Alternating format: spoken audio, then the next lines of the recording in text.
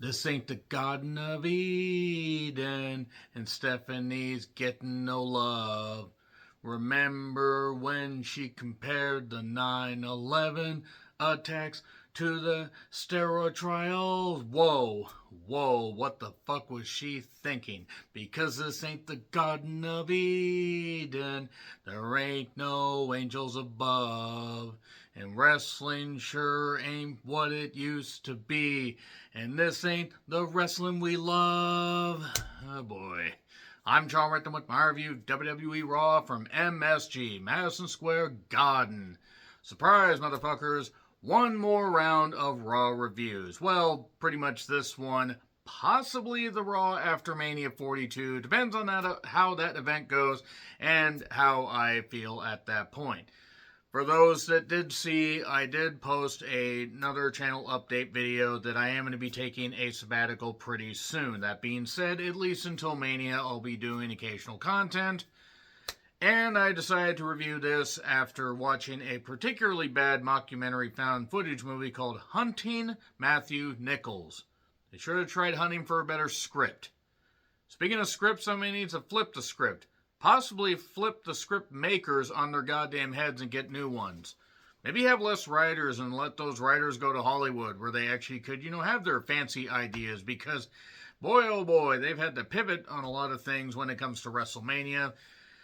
And because there's another mystery movie next week, it's probably going to be Lee Cronin's The Mummy, and I also have to close on the 13th.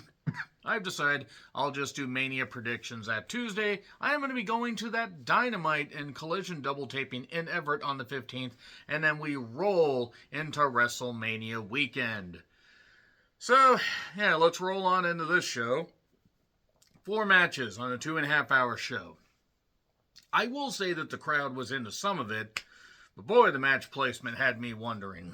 So, Cody comes out first. Now, look, I've said what I've said about Cody. I find Cody to be pretty fake when it comes to his promos, but you know what? He was pretty fired up.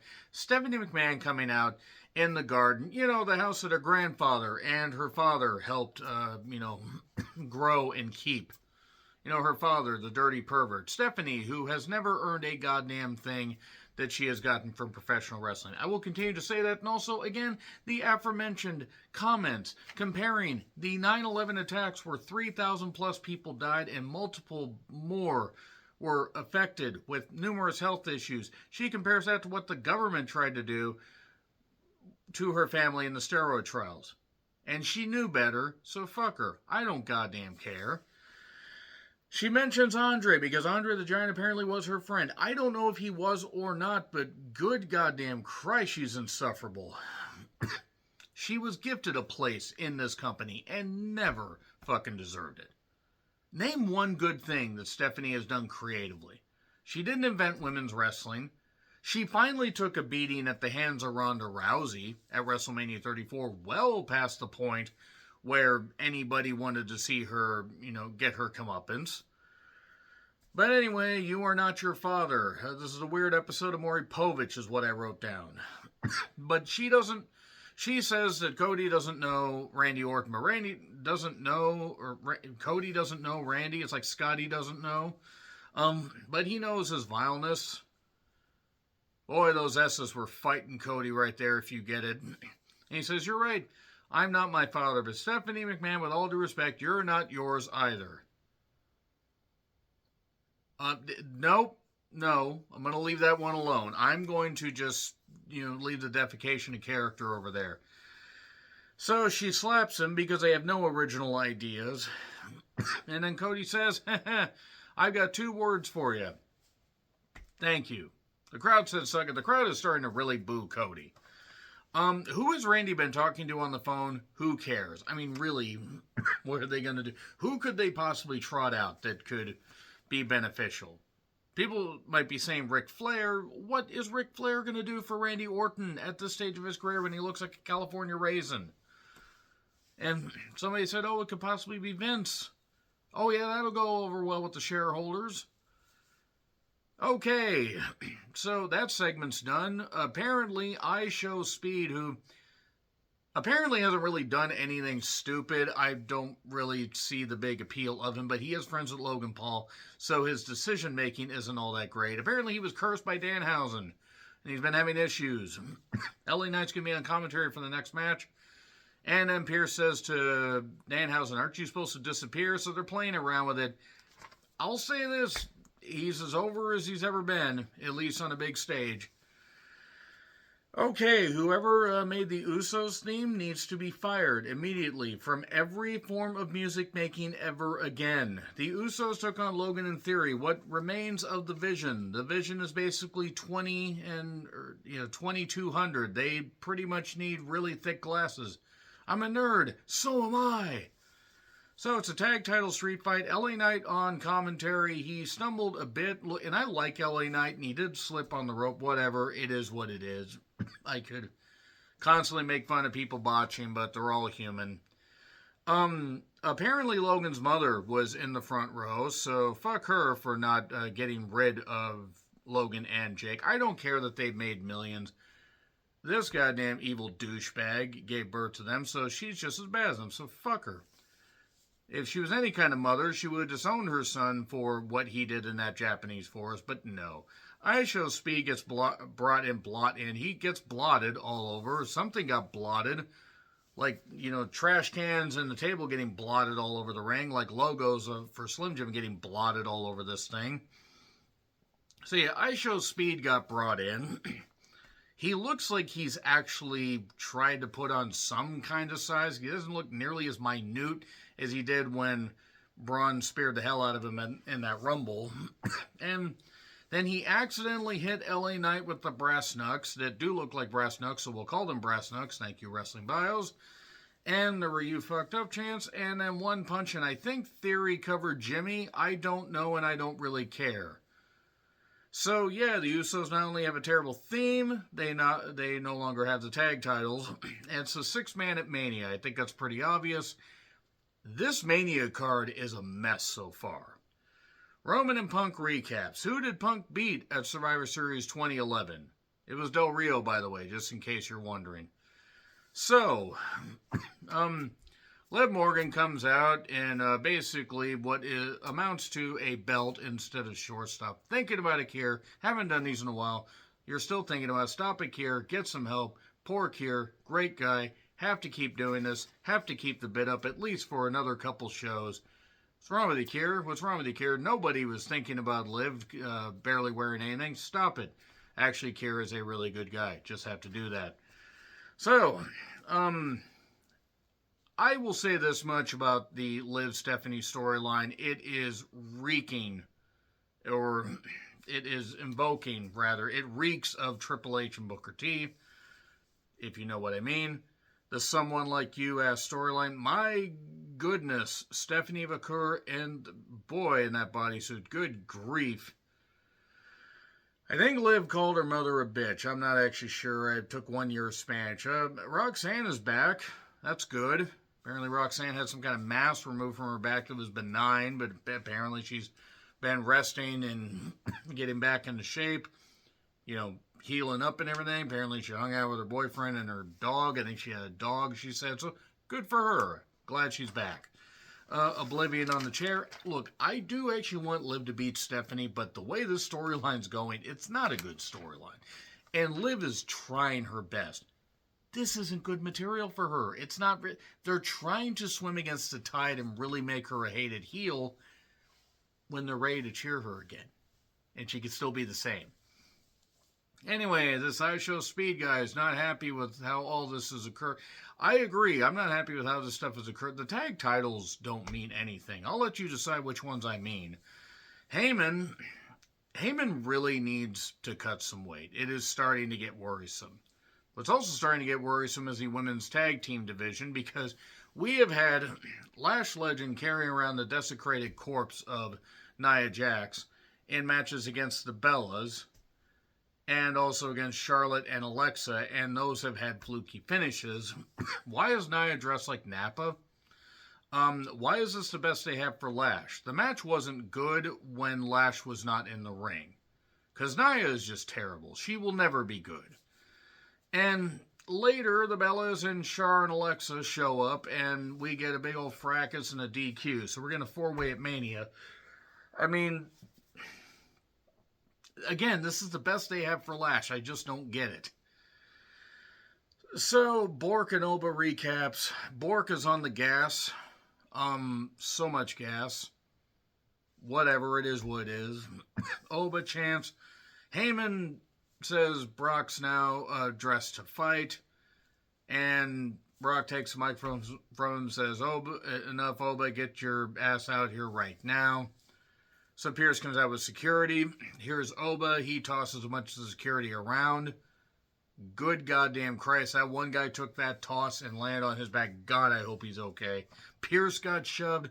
Oba makes Brock wait. They're really building this, and they get in the ring, and then suddenly Triple H must have realized somebody was running a microwave somewhere and had to get the hell away from that, and got into the ring, and then is trying to separate him, because you got to keep them separated, hey, until we get to the WrestleMania. So I think we're going to get one more confrontation where Brock is going to get a slight edge over Oba, just to give us a little bit of an idea of what we could expect.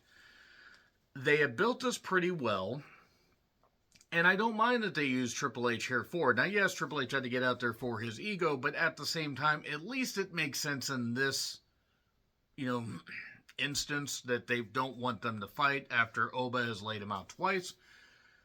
If Oba does not beat Brock, they are going to have to start completely over, and it is going to take till the next Rumble.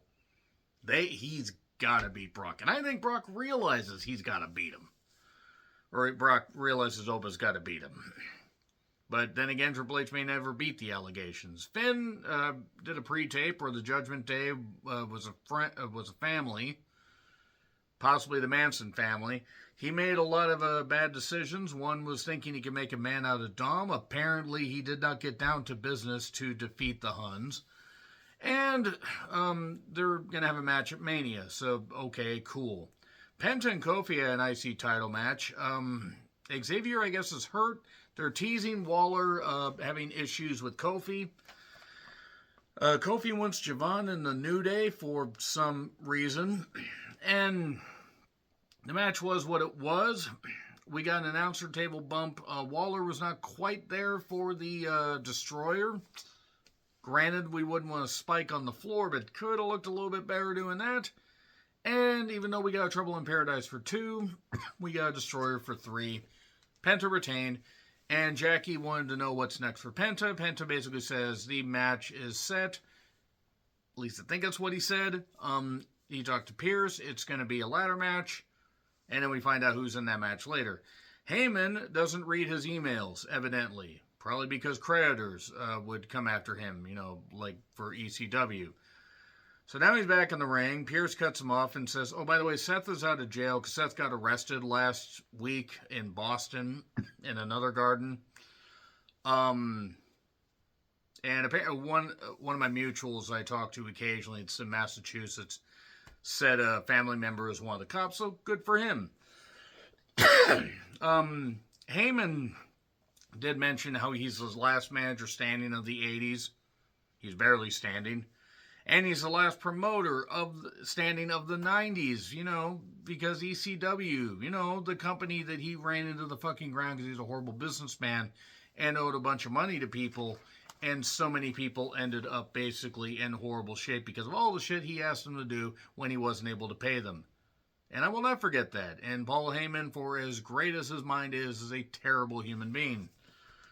So, Seth got medically cleared. Suddenly, burn it down.